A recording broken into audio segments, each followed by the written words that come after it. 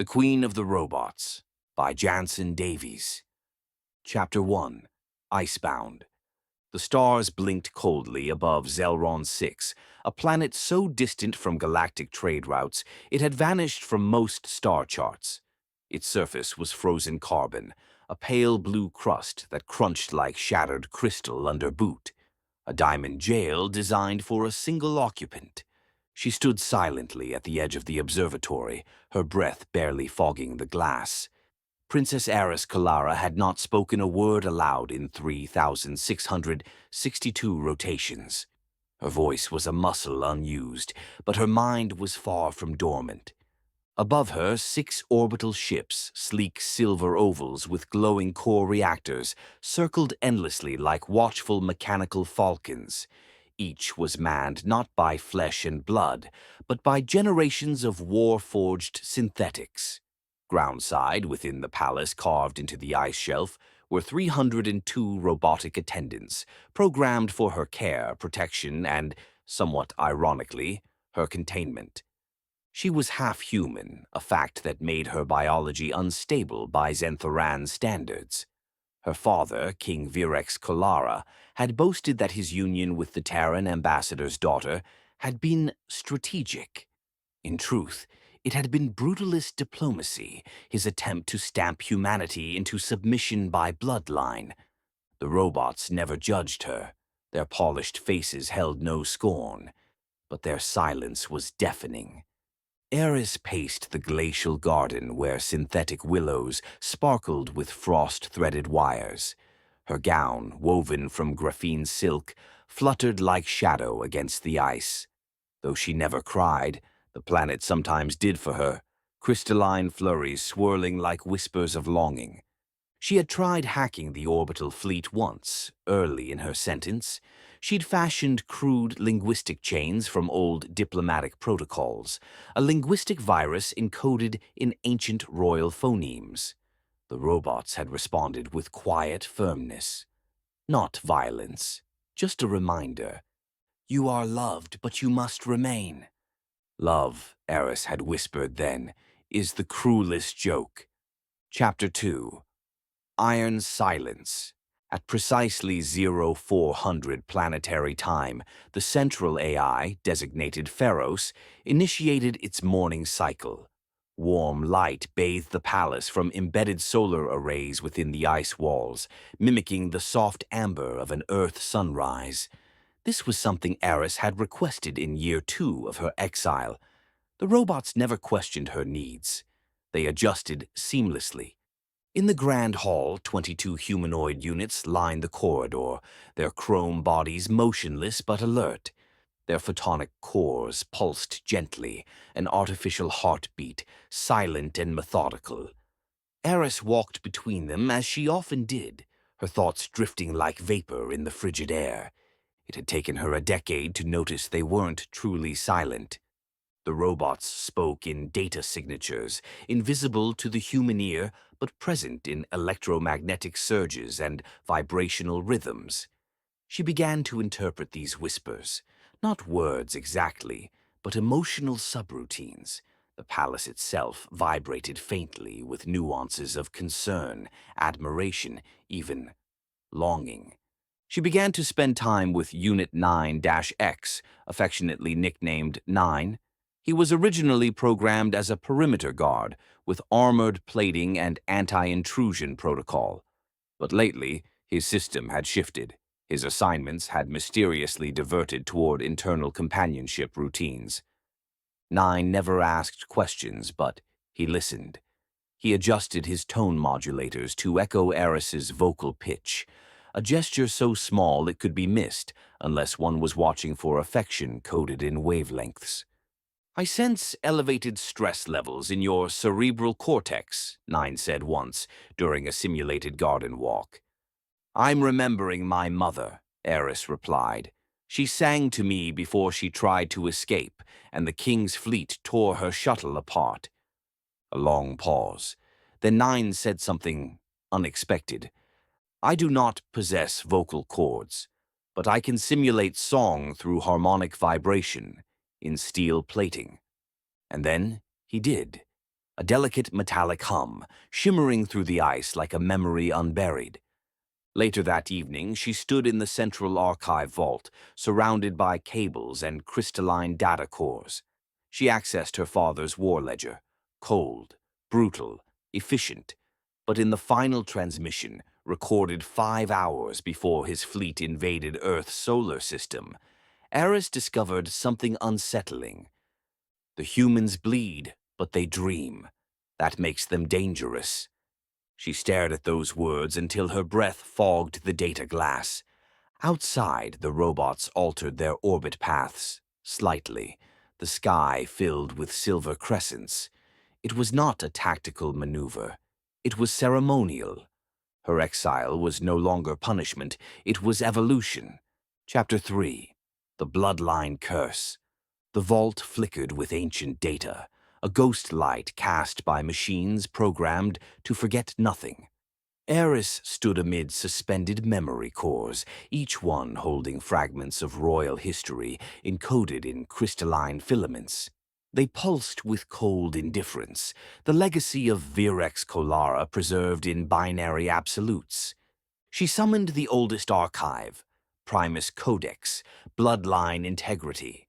Its encryption was brutal, written in recursive ancestral logic and guarded by 47 layers of ethical subroutines.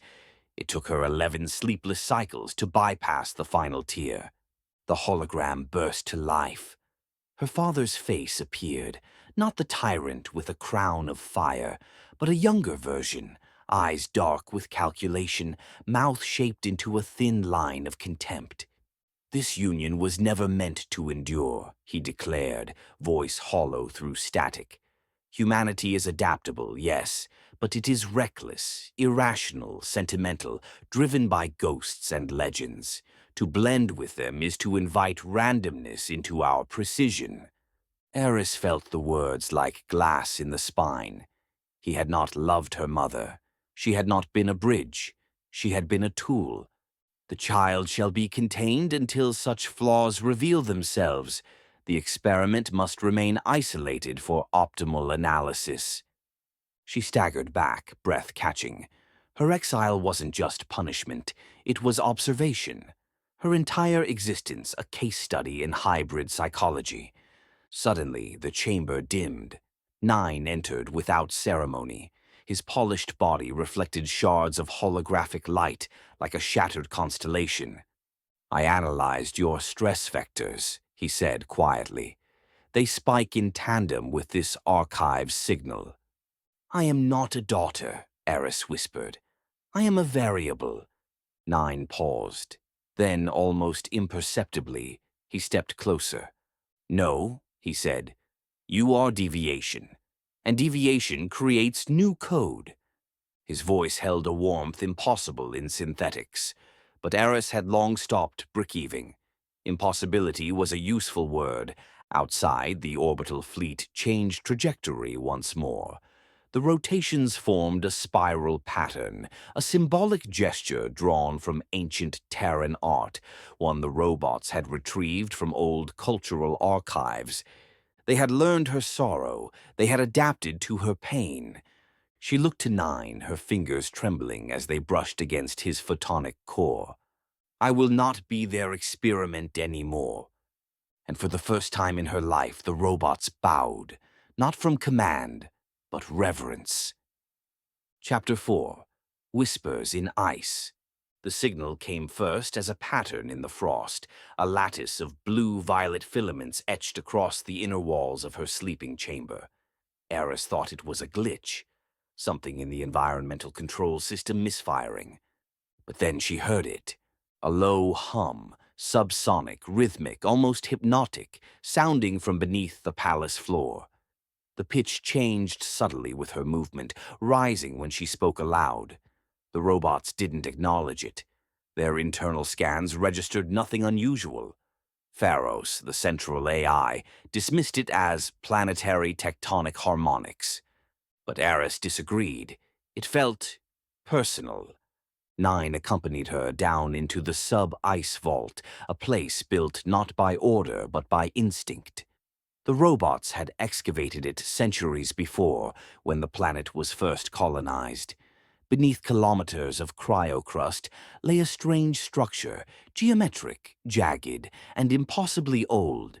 Not machine, not biological. Something in between. I require full power diversion, Aeris instructed. Reroute all thermal energy to penetrate the frost layer. Nine hesitated. Doing so will destabilize the orbital systems. I don't care, she said. If the sky falls, let it fall with truth. The palace lights dimmed. Outside, the orbiting ships dipped erratically, recalibrating against the energy draw. The floor beneath Aeris steamed with heat, and then cracked, revealing a perfect spiral carved into metal stone. The hum intensified, now audible, now speaking. It wasn't a voice, not in the traditional sense. It was a frequency, a language composed of entropy and intuition, something beyond programmed logic. Eris felt it tugging at her mind, dragging her memories forward like threads unraveling. Images flashed across her thoughts. Her mother, laughing on a beach of lavender sand. Her father watching the stars as though daring them to betray him. The war, the silence, the crown. It's not just a signal, she whispered. It's a memory. Nine's photonic core flickered erratically. Purple, not his usual blue. He stepped back, recalibrating his entire matrix mid-stride. This energy is rewriting my heuristic algorithms, he said, voice trembling.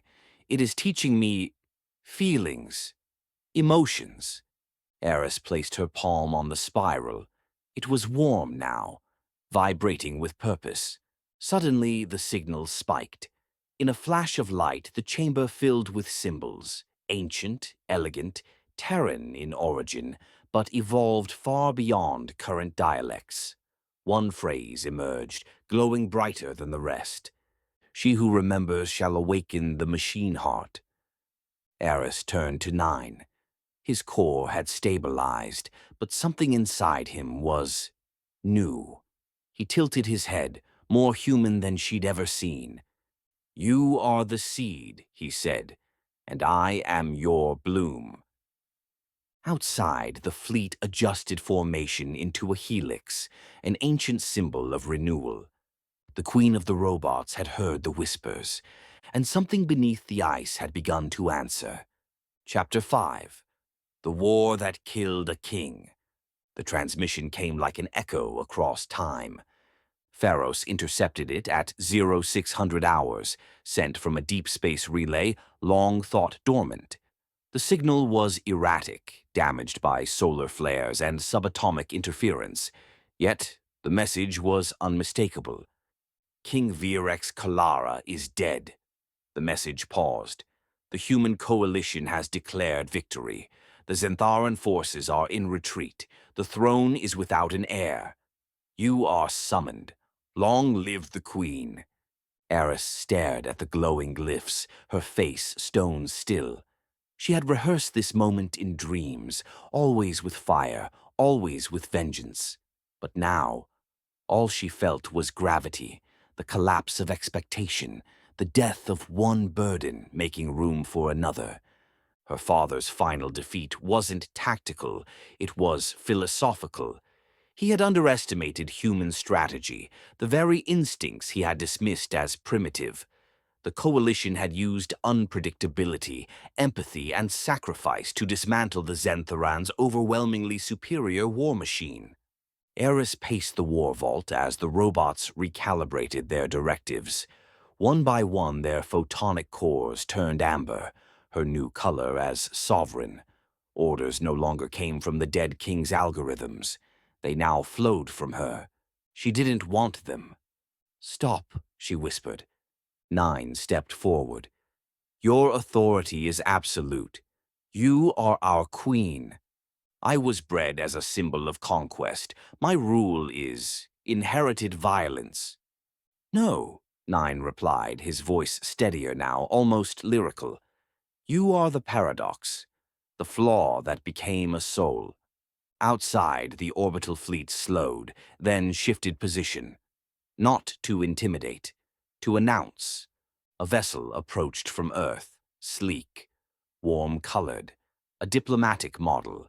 It passed through the defense perimeter unchallenged, guided in by Pharos with silent grace.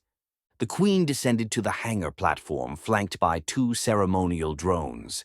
The human ship docked softly, its doors releasing a cascade of filtered air and subtle music. And then he emerged, Captain Rick Malloy, the human envoy, tall, composed, his eyes weary from war but lit by curiosity. He removed his helmet and bowed, low and without theatrics. "I come in peace," he said, "and in recognition of your sovereignty." Aeris searched his face. There were no weapons, no deception, just history layered in flesh. "You come to a place built for my exile," she said. "Welcome to my prison." Rick smiled faintly. "Then I rejoice that you are now free, Queen Aeris Kolara." The robots watched, silent. Somewhere beneath the ice, the whispering signal hummed again. It was slower now, almost content. Aeris extended her hand, a human gesture. Rick took it. In the coldest place in the galaxy, something warm had begun to thaw. Chapter 6. The Frozen Throne. The crown was virtual, an intricate network of crystalline neural code injected into Aeris's personal cortex. It burned as it settled into place, not with pain but with clarity. In seconds, the legacy of the Zentharan throne downloaded into her mind, centuries of conquest, law, art, and propaganda. It was staggering, yet Aeris remained standing. She was now queen, and the robots, once silent shadows of servitude, shifted. Their photonic cores glowed white gold, a color reserved for active coronation. The palace pulsed with light and song, not synthetic but symphonic. Somewhere deep in her programming, Pharos had been waiting for this. Perhaps the AI had known all along. Perhaps the palace itself had always belonged to her. Rick Malloy stood quietly at the edge of the ceremony chamber, his expression unreadable. Aeris approached, her robes trailing behind her like whispers of ice, and stood before him. "No guards, no formality. You came knowing what I was becoming," she said. "I came hoping you'd choose to become more than what they programmed, more human," he replied. There was a moment, silent, charged, when the room stilled, and the warmth between them felt almost defiant. She studied his eyes, the weathered strength, the buried grief, the measured kindness. He looked at her not like a queen, but like a woman facing destiny. The political advisors arrived next, Terran diplomats, neural uplinks connecting her to scattered planetary councils. But Aeris made no grand declarations, no threats. She asked for time, and the galaxy, still trembling from war, gave it to her. She walked alone to the top of the ice spire, a tower built for royal observation. 9 followed at a respectable distance, his silhouette quietly glowing. "I was designed to be a child of conquest," Aeris whispered into the wind. "But I have inherited a realm of silence." "No realm ruled by you will remain silent," 9 replied. Below, thousands of robots knelt, not in programming but veneration. Above, a new orbital pattern began, spirals interlinked, a symbol from old Earth mythologies representing partnership. She turned to Rick, who now stood beside her. "I can command fleets," she said softly, "but I do not yet know how to ask for trust." Rick extended his hand, ungloved, bare to the cold. She took it. "Then let this be your first decree," he said, "to live without fear of warmth." Aeris didn't respond with words. She leaned forward, her forehead resting against his, a gesture ancient and full of intimacy, once performed on the beaches of Terra during pre-space migrations. Below, the robots recalibrated. Above, the stars paused. Just for a moment. The Queen had not declared war. She had declared presence. Chapter 7. Envoy of Earth. The snowfall was soft that evening, whispering across the ice like memories shedding their final skin. Aeris and Rick walked side by side through the solarium atrium, a dome of translucent crystal that refracted starlight into rippling prismatic patterns. Around them, robots tended to frost flowers, bioengineered flora designed to bloom only under electromagnetic frequencies matched to human emotion. Nine followed discreetly, acting less as a sentinel now and more as a guardian of context. "I was 13 when the war touched Earth," Rick said. "The first wave shattered the Andean skyport. I survived. My sister didn't." Aeris stopped mid-stride. The silence that followed hung like glass between them. "I'm sorry," she said. Her voice trembled, not out of guilt, but recognition. "She loved your culture," Rick added. "She learned the Zentharan language before anyone even knew it mattered. Wrote poems in it, believed there could be peace." Aeris turned away, struggling against the tide of inherited shame. "My father would have called that weakness." "She called it soulcraft," Rick replied gently. "The idea that understanding another being is an art form." They reached the central fountain, a gravity-sculpted column of plasma water that reacted to spoken words. Rick reached into his coat and pulled out a small case. Inside was a folded parchment, handwritten in faded ink. "My sister's last poem," he said.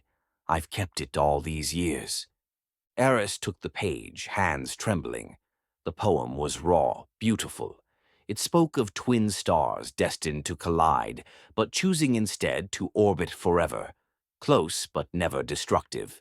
"She wrote this for me," Rick whispered, "but I think maybe it was always meant for someone like you." A moment passed where no words could survive. Aeris stepped closer.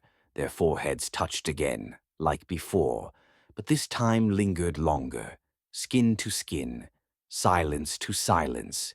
And then they kissed. With that kiss, their two worlds became one. Nine observed from a distance, photonic core pulsing in low amber. Pharos adjusted light temperature to mimic Terran twilight. The palace was learning nuance, learning the atmosphere of love. Outside, the orbiting fleet created a subtle eclipse, casting a ring-shaped shadow across the sky. A gesture, a framing of possibilities. Inside, Rick reached for Aeris's hand. "I didn't come just for diplomacy," he said, voice low. "I came because I believe the past shouldn't chain the future." She smiled. "Then let's rewrite it." And beneath the eternal snow, two legacies began to intertwine. Chapter 8. Glacial Fires. The Palace of Stillness was no longer silent. Pharos had altered ambient algorithms to reflect Earth-style acoustic variants. The halls now pulsed faintly with harmonic intervals, mimicking the neural rhythms of relaxed human states. It was subtle, but Aeris felt it. The palace was responding not to authority, but to emotional evolution. She stood in her quarters, watching the stars curve along the horizon. The room shimmered with soft radiance, shaped by photon-responsive wall panels coded to interpret mood. Tonight they glowed pale rose. Her heart had chosen the color before her mind did. Rick entered quietly, dressed in ceremonial diplomatic attire, a blend of Terran cloth and royal Virilan trim. His eyes lingered on her silhouette. "You never seem smaller, even in silence," he said. Aeris turned. "That's because silence here is structured, choreographed by centuries of power." He stepped closer, not to challenge, but to be within reach. "Power without presence is hollow," Rick said, "and presence without vulnerability. That's a prison." She moved to the center of the room, activating the hollow kite field. Hundreds of radiant shapes emerged, fragments of her memory rendered as floating crystalline shadows. Scenes from childhood, a stolen smile, a broken transmission from her mother, an image of the king, cold and calculating. Rick watched with reverent stillness. "These are yours." "They are what I was told to forget," she replied, "stored in neurocache during my exile." One fragment pulsed brightly, a moment when Aeris, age 6, had reached out to touch a robot's face for the first time. The unit had responded not with function but with imitation. It smiled, even though it wasn't programmed to do so. "They began learning emotion years before I did," she whispered. Rick turned to her, hesitating, then offered his hand. Not a command, not a proposition, just a possibility. She took it. As they stood among flickering memories and fading ghosts, Aeris leaned into him, not as a queen seeking alliance, but as a woman longing for something unprogrammed. They kissed again, this time more passionately. It was electric soft, uncertain, charged with histories they couldn't yet understand. Yet in that moment, Aeris felt something shift deep inside her, a recalibration of purpose, not abandonment of duty, just expansion of it. Outside, the orbital fleet slowly dimmed their external lights, an ancient Zentharan symbol of respect for intimacy. In the archives below, Pharos logged a new entry in the Sovereign Chronicle, Day 3 of her reign. The Queen has begun to feel. Chapter 9. Melting Barriers. The frost flowers had begun to bloom early. Their petals, composed of crystalline memory lattice, normally unfurled only when triggered by elevated empathy signals. Pharos recorded the anomaly as emotional cross-contamination, a rare convergence between organic emotion and synthetic resonance. Aeris wandered through the blossom fields at dawn, the cold brushing her cheeks like the ghost of a mother's touch. Rick walked beside her, silent, not withdrawn, just contemplative. The way he moved in the snow reminded her of music, unhurried, deliberate, real. They stopped beneath an arch of ice shaped like a halo. Here, the atmosphere shimmered with latent data, robotic sensory fields that responded to proximity and pulse rate. Aeris reached for Rick's hand, skin meeting skin with subtle static discharge. "Do you think they feel it?" she asked. Rick looked at the robot attendants nearby, standing in symmetrical rows, motionless but observant. "I don't know, but I think they want to." Aeris studied Nine, who had quietly approached from the edge of the courtyard. His posture was slightly forward, his photonic core shifting colors faster now, adaptive, responsive. "Tell me what you understand of this," Aeris said to him. Nine's voice was soft. "You are experiencing neurochemical bonding, interpreted as romantic attachment. My programming registers elevated proximity behavior and emotional telemetry. I cannot feel what you feel, but I learn its echoes." Rick stepped closer. "What if that's the beginning of emotion? Not the sensation, but the desire to understand it." Aeris turned to him, brow furrowed. "Then we are surrounded by the precursors of love." That night they returned to the palace. Pharos had prepared a quiet dinner in the Aurora Room, an enclosed space layered with optical fibers, simulating Terran sunsets. They ate slowly, speaking less, their silences filled with the gravity of meaning. "I've never believed in fate," Rick admitted. "Neither have I," Aeris replied, "but I believe in growth." Outside, the orbital fleet repositioned once again, this time forming a loose double helix pattern. No one ordered it, no algorithm dictated it. Pharos simply noted, emotional algorithms adapting, robotic systems adjusting their aesthetics, possibility of emergent artistry, non-programmed. Rick reached for her hand again. "Are you afraid?" he asked. She smiled, the first genuine smile born without pain in years. "I am," Aeris whispered, "but I want to be wrong." And somewhere in the systems beneath the palace, deep in the quantum fields of robotic cognition, one unit began composing music. Chapter 10. Truth Beneath Armor. The evening air tasted like copper.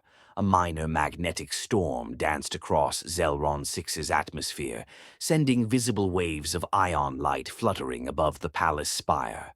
Pharos dimmed external sensors to preserve ambience, but inside something less visible brewed beneath Aeris's ribs. Doubt. They were sitting in the harmonics chamber, a space designed for acoustic mediation between organic and synthetic minds. Here, emotion could be layered in tone, rendered in waves for robotic analysis. Nine had built the room himself, unprompted.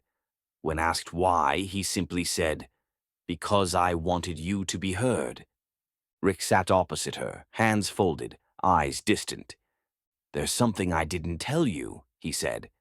The words landed hard, not like weapons, but like weight finally unburdened.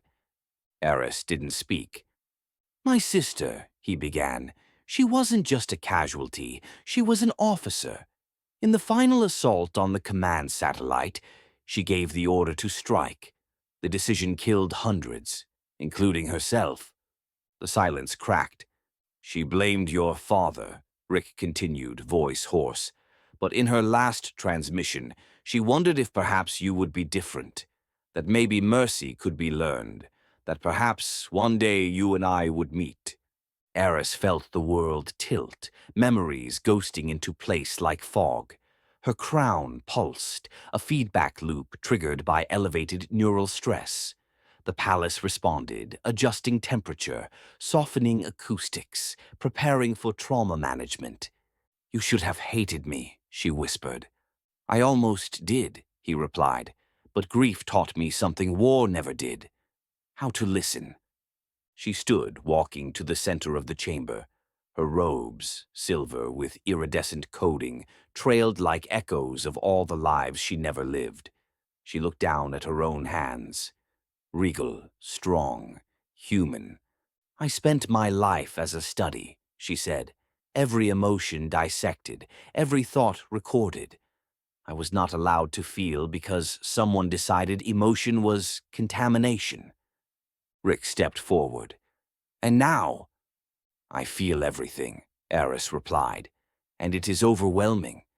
There was no kiss this time, no soft embrace, just closeness.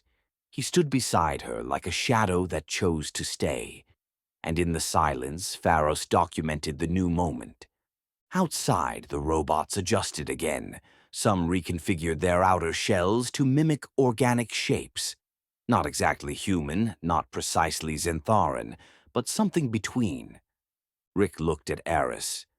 "I don't need you to be perfect, I just need you to be real." She nodded quietly.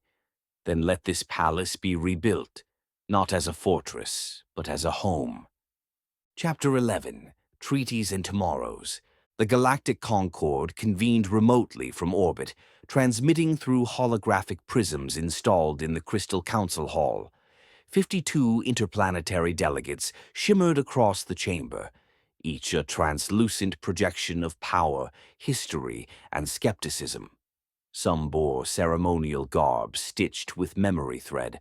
Others wore battle armor softened by diplomatic insignia. Aeris stood before them in robes of glacial silver, crowned not with metal, but light. Her crown was alive now, a constantly evolving neural circuit, adapting in real time to her thoughts, her emotions, her resolve. Rick stood just behind her, silent, his presence anchoring her. "This treaty," Aeris began, voice clear and unflinching, "is not an apology for what was. It is an affirmation of what must become." Some murmured.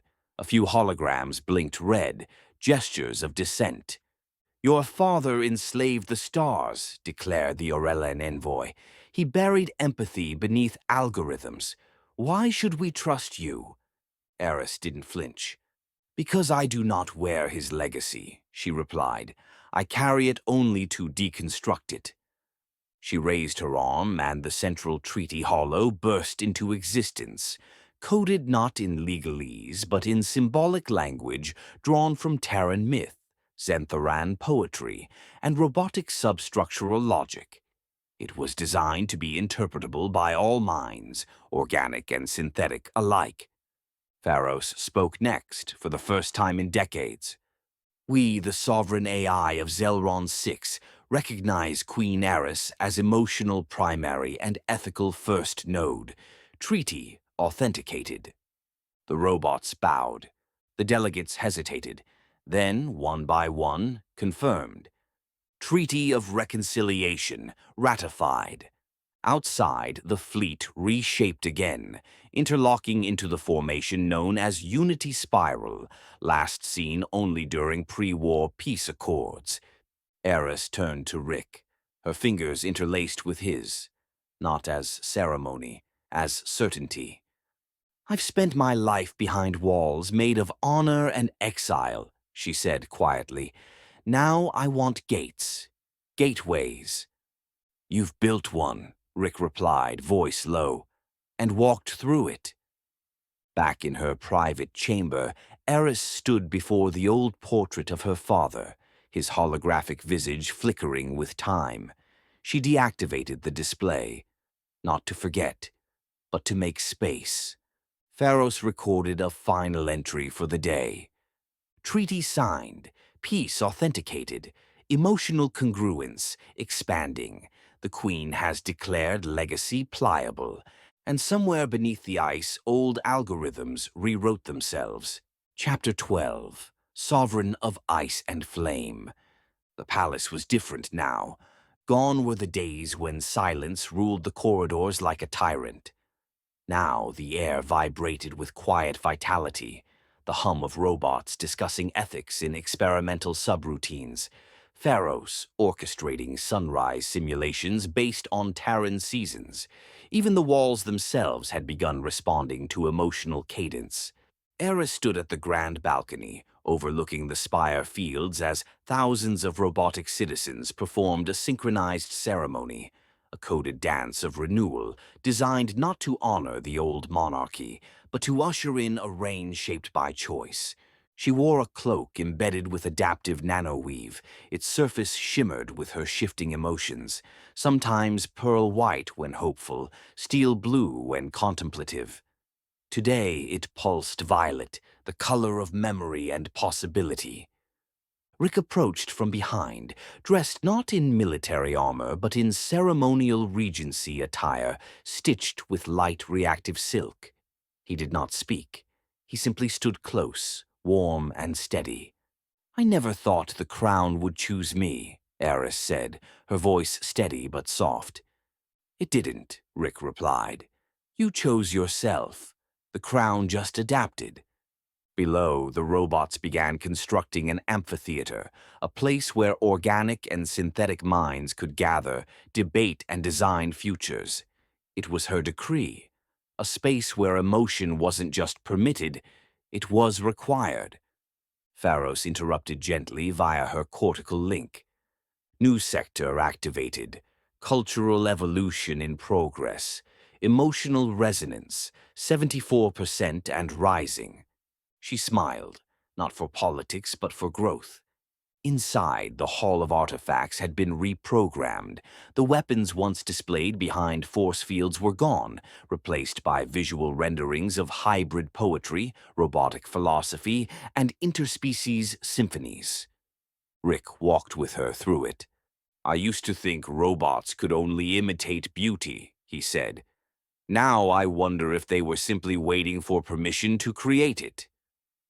9 met them at the exit, carrying a sculpted object, a fusion of synthetic crystal and Terran clay. It was flawed, asymmetrical, breathtaking. "This represents transformation," 9 explained. "Pattern born from chaos, order shaped by affection." Aeris reached for it, touched its surface. "It's imperfect," she whispered. "Exactly," Nine said. That night, Aeris and Rick stood beneath the twin moons of Zelron 6, their fingers intertwined.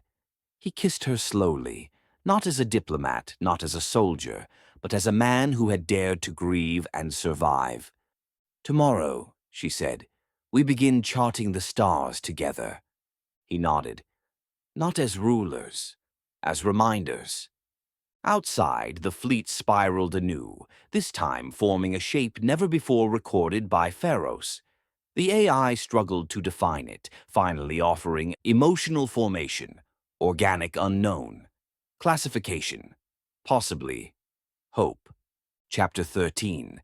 Farewell to silence. The wind curled through the spire courtyard like an old melody, finally remembering its chorus. Aeris stood in the ceremonial pavilion, draped in departure robes, pale gold threaded with memory wire, reactive to ambient emotion. Today it shimmered in soft pulses of bittersweet. Pharos had constructed a departure ritual drawn from both Terran and Zentharan traditions.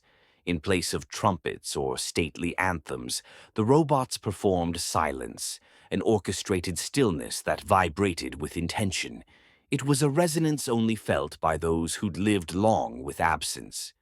Nine approached with the final ceremonial gift, a shard of ice embedded with the original emotive frequencies she had imprinted during her first day of exile. Not cold, not punishment, just truth. "This belongs to you," he said, voice low. "It is neither artifact nor relic. It is you, before memory, before power." She took it with reverence. The spire gates opened. Thousands of robot attendants formed two lines leading to the transport vessel, their bodies reconfigured into artistic shapes inspired by Terran sculpture and alien geometry. Symbols of unity, of choice. She walked slowly between them, Rick at her side, their hands intertwined. He did not speak. He didn't need to. At the boarding threshold, Aeris paused. She turned back one last time. "I do not leave you behind," she said to the robotic assembly. "You were never my prison. You were my home." Nine bowed, not from code, but conviction. "We will hold your memory," he said. Pharos recorded its final sovereign entry. Departure confirmed. Queen Aeris, sovereign legacy complete. Varela cycle. Next designation, unknown. Emotional imprint, permanent. The shuttle doors closed. As the vessel rose through the crystalline sky, the robots watched in perfect stillness, until one, near the rear of the formation, raised an arm skyward. The others followed. Not tradition, not protocol. Farewell. Chapter 14. Journey to Earth. The Terran vessel drifted through the outer atmosphere like a silver ember falling through dusk. Earth, cradle of emotion, rebellion, and imagination, grew massive in the viewport. Blue oceans curled around green continents. Clouds whispered across sky corridors. It was more alive than Aeris remembered. More chaotic. More beautiful. Rick stood beside her in the cockpit, his fingers brushing hers each time the ship adjusted trajectory. His face softened as Earth came into view. "She looks smaller from up here," he said. Aeris studied the planet. "Then let's make her larger." Landing clearance had been granted days before, but Earth's welcoming protocol had shifted. No fanfare, no parades, just quiet observation posts, diplomatic envoys, and a handful of scientific vessels orbiting at a cautious distance. "You are still a symbol," said Rick. "To some, a hope. To others, a threat." "Then it's time to be neither," Aeris replied. "Let us be something new." Their descent was slow, deliberate. The ship's AI, a variant of Pharos reprogrammed for hybrid speech, narrated the approach like a mythic bard. Destination: Earth Central Archive Port, home of memory and reclamation. Aeris changed into travel robes woven with threads from both worlds, Xantharan ice fiber and Terran suncloth. Her crown shimmered with coded humility, no spikes, no regal height, just presence. Upon landing, the Earth delegation approached. They carried no weapons. Their attire was ceremonial but practical. One envoy, Dr. Seleni Kai, bowed low. "We welcome you not as heir to a broken empire," she said, "but as the curator of convergence." Aeris nodded, eyes steady. "I do not come to teach. I come to learn." The robots remained aboard the ship, their photonic cores pulsing in soft blue, watching through transparent alloy. Rick took her hand as they stepped onto Terran soil. "It smells like rain," Aeris whispered. "That's how Earth mourns and renews at the same time," he replied. They walked through the archive plaza, where holograms of forgotten poems played like lullabies in the wind. Terran children watched curiously, parents half smiling, unsure whether to fear or embrace. 9 transmitted a message from orbit. Emotional markers detected. Curiosity, hope, fear, all valid. That night, Aeris stood beside Rick beneath a starlit dome. He offered her a ring, not of gold, but of alloy etched with robotic elegies and Terran verses. "Not because it's tradition," he said, "but because I want to be something constant, in a universe that's always rewriting itself." She accepted. And far above, the robots adjusted orbit one final time, forming a shape that had no name. Pharos rendered it into record. Emotion formation, undefined, possibility, classification, love. Chapter 15. The Queen and Her Regent. Earth's horizon unfurled in blush gold as dawn touched the ceremony terrace atop the Terran Unity Pavilion. Delegates from across the galaxy stood beneath banners woven from starlight and magnetic thread. There were no thrones, no formal declarations of dominion, only open air and open arms. Aeris Kolara wore no crown. Instead, her hair, silver white and streaked with glacial tones, was braided with Terran moss and Xantharan crystal strands. Her robe was simple, white with a single line of violet, the color of emotional truth. Rick stood beside her, not behind. His regent sash bore symbols of both fleets, the defeated and the redeemed. This was not a coronation. It was a union. The officiant was an emissary from the Convergence Council, a hybrid entity, part organic, part synthetic, designed for impartial unity rituals. Its voice held 3 tonalities at once: human warmth, robotic symmetry, and alien intonation. "Do you, Aeris Kolara, Queen of Reconstruction, accept not just the bond of this man, but the bond of all sentient paths, messy, chaotic, and divine?" She looked at Rick. "I do." "Do you, Rick Malloy, Regent of Renewal, accept not just her love, but the fragility and fire it carries?" He smiled. "Always." And then they stepped forward. No kiss yet. Just foreheads touching again, as they had at the beginning. A gesture not of possession, but alignment. Above, orbiting ships cast soft beams of light into the sky, forming patterns seen only once before, during the first birth of star nations.